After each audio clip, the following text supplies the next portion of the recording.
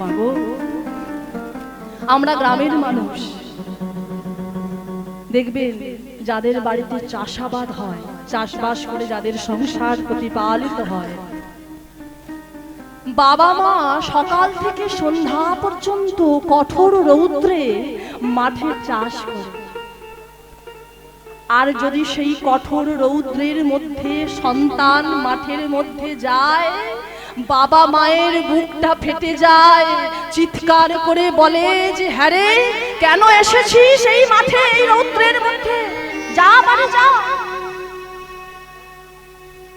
কেন মা?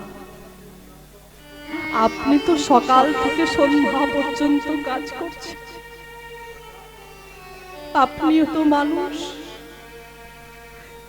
আপনার কষ্ট হয় না? আপনার রৌদ্রে মাথা ঘোরে না? ভাবুন, আমরা মাথার ঘাম পায়ে ফেলে রৌদ্রের মধ্যে পরিশ্রম করে তিল তিল করে অর্থ সঞ্চয় করি, সেই অর্থ দিয়ে সন্তানকে মানুষের মতো মানুষ করার আশায়, সন্তান আমার বড় ডাক্তার হবে, উকিল হবে, বড় অফিসার হবে, স্বপ্ন আমার পূরণ হলো মা। ছেলে মস্ত ডাক্তার হলো, গ্রামের মধ্যে ডাক্তারি করা যায় না, কলকাতায় যেতে হবে, তাই ঘর বাড়ি বিক্রি করে চলল কলকাতা।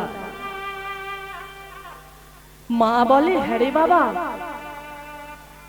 এই কলকাতায় তুই যে ঘর নিয়েছিস তাতে তো দুটো ঘর, আমার ঘর কোথায়?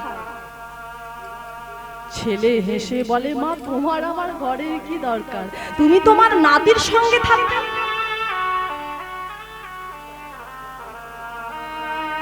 নাতি বড় হলো,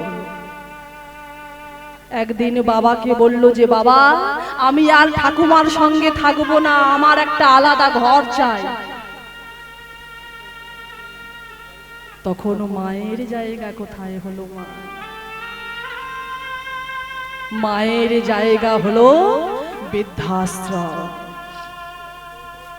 ভাবুন, যে সন্তানের একটুখানি কষ্ট হলে মনে হতো পৃথিবীটা ওলট পালট হয়ে যায়, তবু সন্তান যেন আমার ভালো থাকে। হরি বল, হরি বল, হরি বল। যে সন্তানের একটুখানি জ্বর হলে, একটুখানি শরীরে খারাপ করলে সারা রাত্রি জেগে আমি কোলের মধ্যে করে নিয়ে রাত্রি প্রতিপালিত করলাম, সেই সন্তানের কাছে আমাকে থাকতে দেবার জন্য একটা ঘরও নেই। যে সন্তানকে খাওয়াবার জন্য নিজে আধ পেটা খেয়ে দেখে রইলাম, সন্তানের মুখে ভালো খাবার দেব বলে,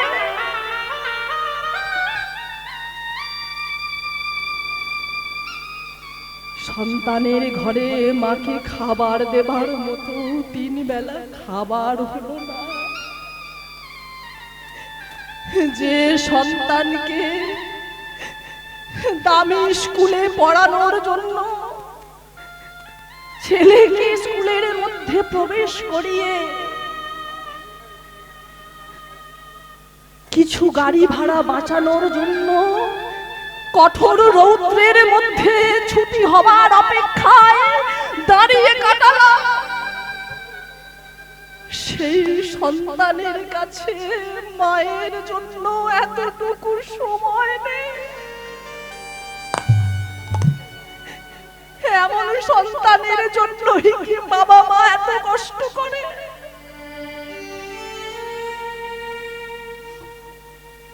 এমন সন্তানের জন্যই কি বাবা মা তিল তিল করে নিজেকে শেষ করে দেয়? খেজুর গাছ দেখেছেন মা? খেজুর গাছ, এই সময় খেজুর গাছে রস হয় না? যখন খেজুর গাছ ভালো থাকে সেই খেজুর গাছে আমরা পরিষ্কার করি, পরিষ্কার করে ভাঁড় বাঁধি রসের আশায়। সেই রস নিয়ে জাল দিয়ে গুড় তৈরি করি, বাজারে বিক্রি করি। কিন্তু সেই খেজুর গাছ যখন শুকিয়ে যাবে, কেউ কি সেই খেজুরের গাছের আগাছা পরিষ্কার করবে? কেউ কি তাকে যত্ন করবে মা? তখন সেই খেজুর গাছকে কেটে উনানে জ্বালানি হিসাবে কাজ ব্যবহার করি আমরা। সংসার হলো সেই জায়গা, আমরা হলাম একটা একটা খেজুরের গাছ। যতদিন আপনি দিতে পারবে, যতদিন আপনি সংসারের জন্য নিজেকে তিলে তিলে শেষ করে দিতে পারবেন, ততদিন সংসার আপনাকে ভালোবাসবে, আপনাকে আদর করবে।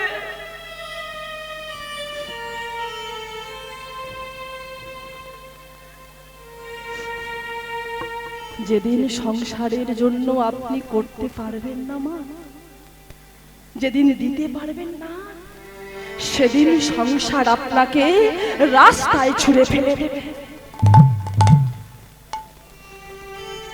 বৈষ্ণব ঠাকুর বলে উঠল, ও আত্মদে, তুমি কার জন্য কাঁদছো? যে সন্তানের জন্য তুমি 21টা বৎসর চোখের জল ফেললে, যে সন্তানকে পাবার জন্য তুমি এত কষ্ট পেলে, এত যন্ত্রণা পেলে, ততখানি চোখের জল যদি তুমি গোবিন্দ চরণে ফেলতে, তুমি তো কৃপা পেতে গো। ফেলো না, তোমার চোখের জল যে বড় মূল্যবান, এই মূল্যবান জলকে অছিলায় ফেলো না। ফেলতে যদি হয় গোবিন্দ চরণে। তাই বলি শোনো, চোখের জল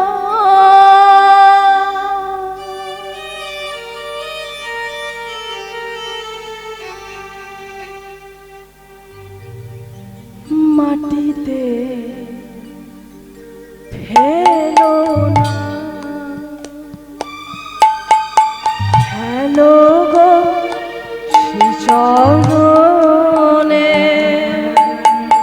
চোখের জল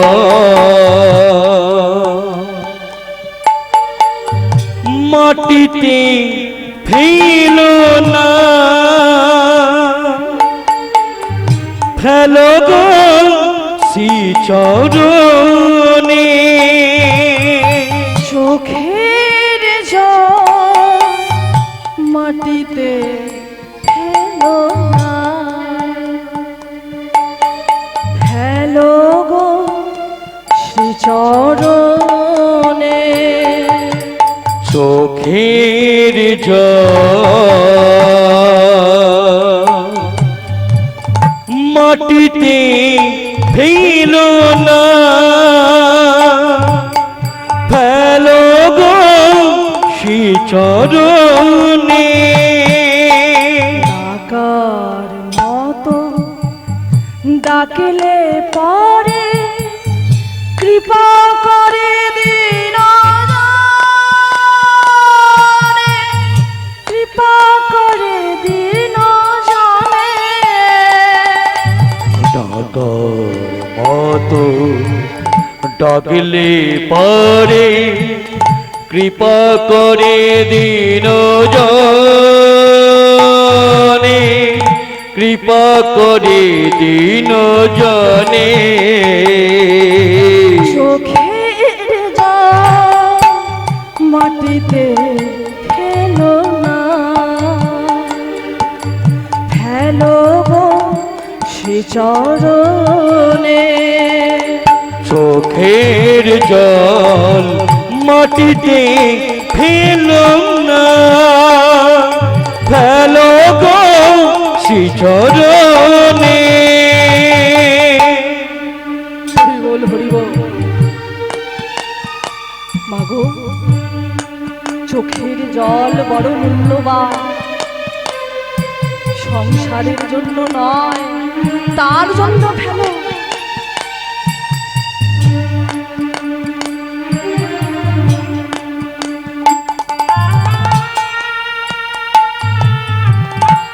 হরি বল, হরি বল।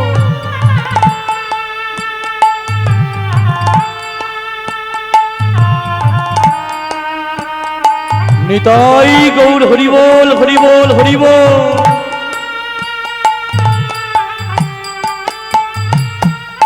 ভক্তির সুদে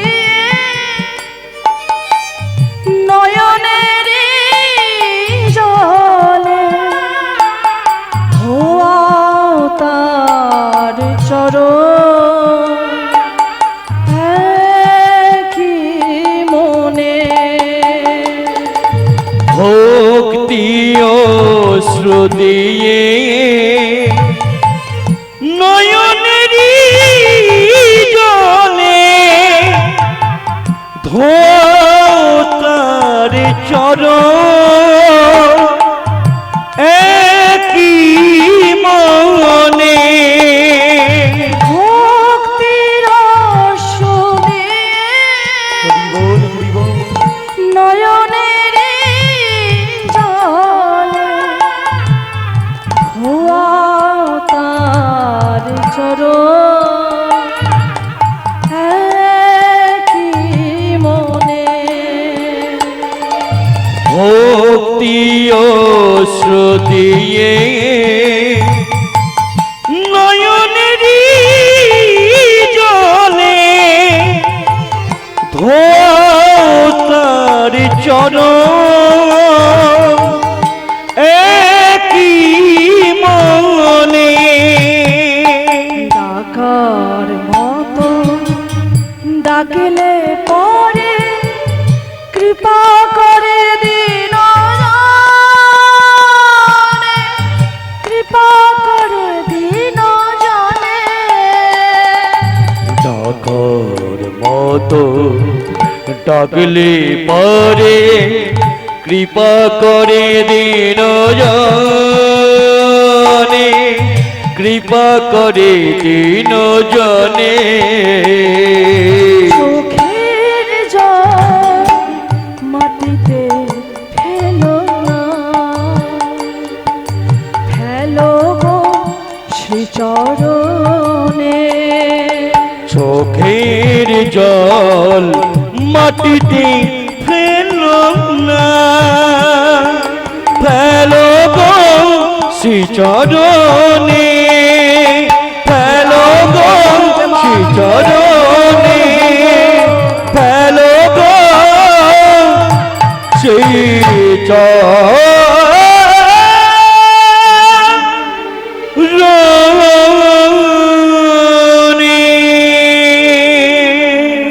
হরি বল, হরি বল। এত কথা বলছে, এত কিছু বোঝাচ্ছে বাবা, কিন্তু আত্মদেব ব্রাহ্মণের সেই একটাই কথা, একটা সন্তান আমার চাই।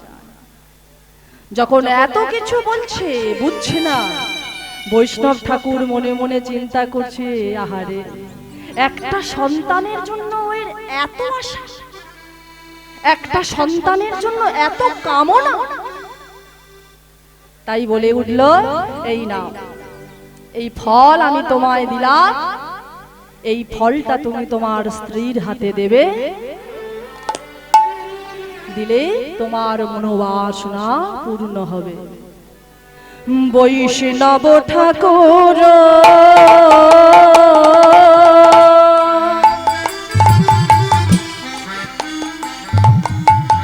দয়ার সাগর করুণা করিও তবে। বৈষ্ণব ঠাকুর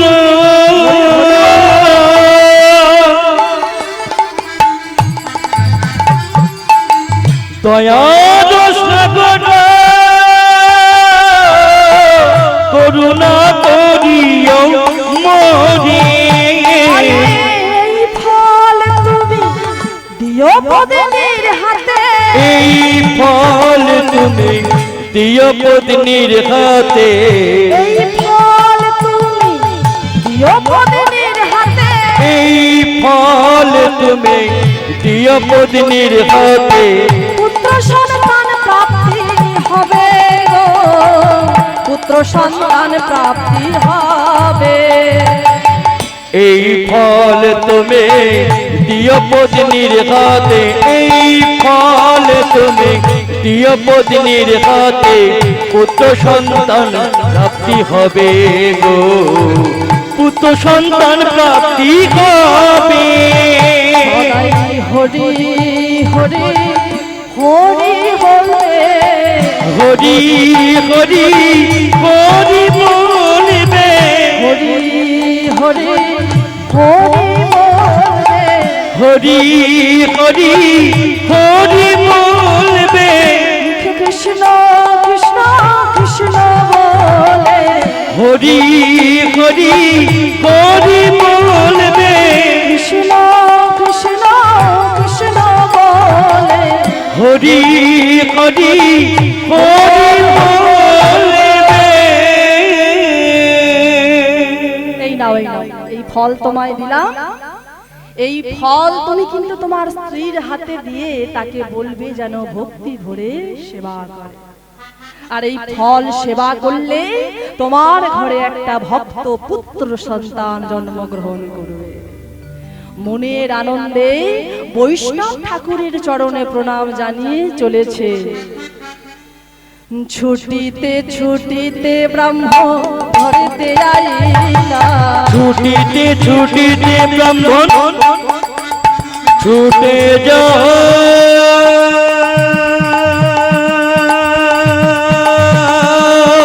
হরি হরি বল হরি বল, ব্রাহ্মণ ছুটে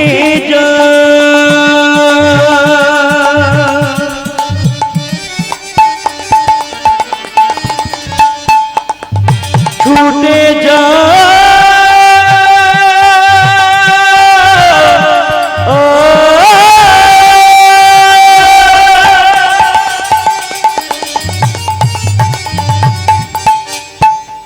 ছুটে যায়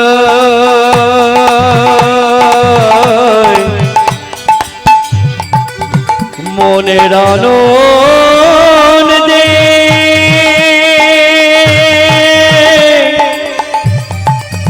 ব্রাহ্মণ ছুটে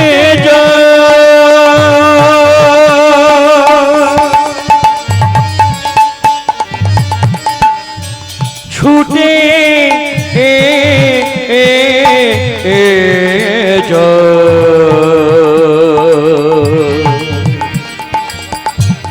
ব্রাহ্মণ ছুটে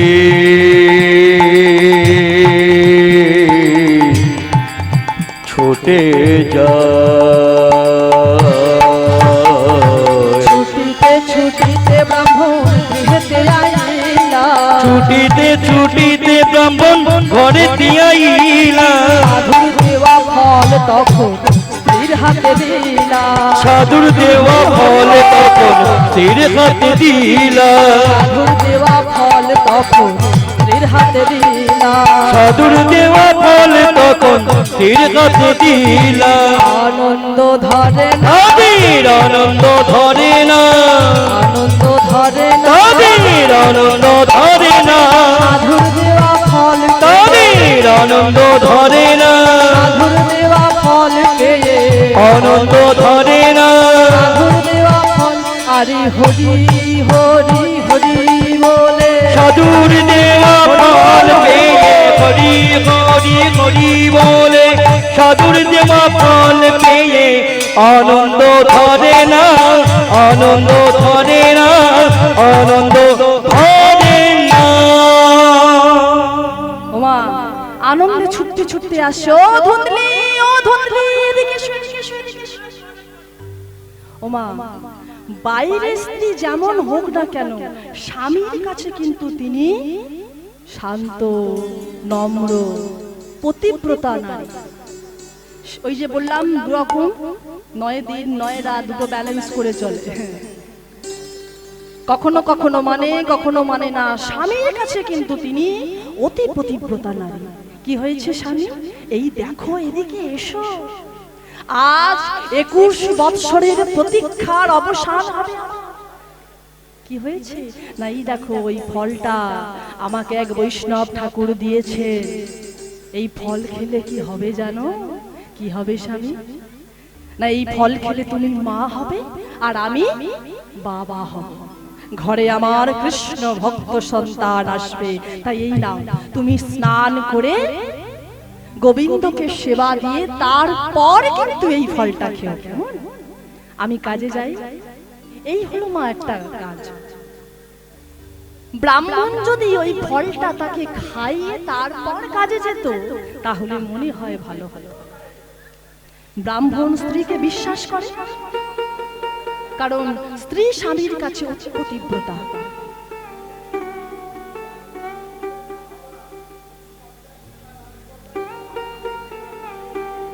তাই যখন দিয়ে চলে গেল, তখন কি হলো মা? ফলটা নিয়ে ওই ধুন্দলি বারান্দায় বসে বসে চিন্তা করছে। কেন চিন্তা করছে? কারণ আত্মদেব ব্রাহ্মণ বাবা হতে চায়, ধুন্দলি কিন্তু মা হতে চায় না। সে বলে, এই তো বেশ আছি, খাচ্ছি, দাচ্ছি, ঘুরছি, সন্তান হলে অনেক জ্বালা, তাকে মানুষ করতে জ্বালা, সন্তান গর্ভে আসলে জ্বালা। তাই তো মা? এই যখন চিন্তা করছে গালে হাত দিয়ে, সেই সময় ধুন্দলির বোন আসছে। কই রে দিদি? তার হাতে একটা ছেলে, তার কাঁকালে একটা ছেলে। হ্যাঁ, আসছে। ধরুন বাবা, আমরা যদি কখনো কখনো চিন্তা করি, ধরুন কোনো কাজ আমি একটা করব, আমি চিন্তা করছি যে আমি কি করব, কোনটা ঠিক কোনটা বেঠিক। তো সেই সময় যদি কোনো সাধুগুরু বৈষ্ণবের পরামর্শ পাই, তখন দেখবেন আমরা ভালো পথে যাব না? সে আমায় সৎ পরামর্শ দেবে। আর যদি সেই সময় কোনো কূট ব্যক্তি আসে, সে আমায় কি পরামর্শ দেবে? কূট পরামর্শ দেবে। ঠিক হলো সেটাই। ধুন্দলির বোন আসছে, হাতে একটা তার ছেলে আর তার কাকালে একটা ছেলে। কই রে দিদি? কোথায় রে তুই? আরে এই দিদি, তুই গালে হাত দিয়ে বসে আছিস কেন? কি হয়েছে তো? আর বলিস না রে বোন, ভালোই ছিলাম। এই দেখ, এই দেখ, দেখছিস? ও মা, এটা তো ফল, তোর জামাই বাবু দিয়েছে, বলে খা।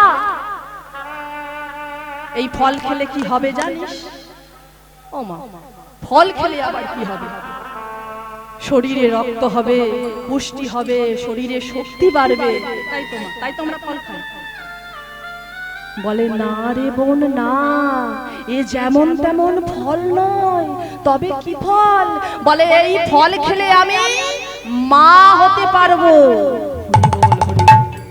বলে তো আনন্দের কথা রে দিদি, তোর 21 বছর বিবাহ হয়েছে, তুই মা হতে পারিসনি, তুই মা হবি, এ তো আনন্দের কথা।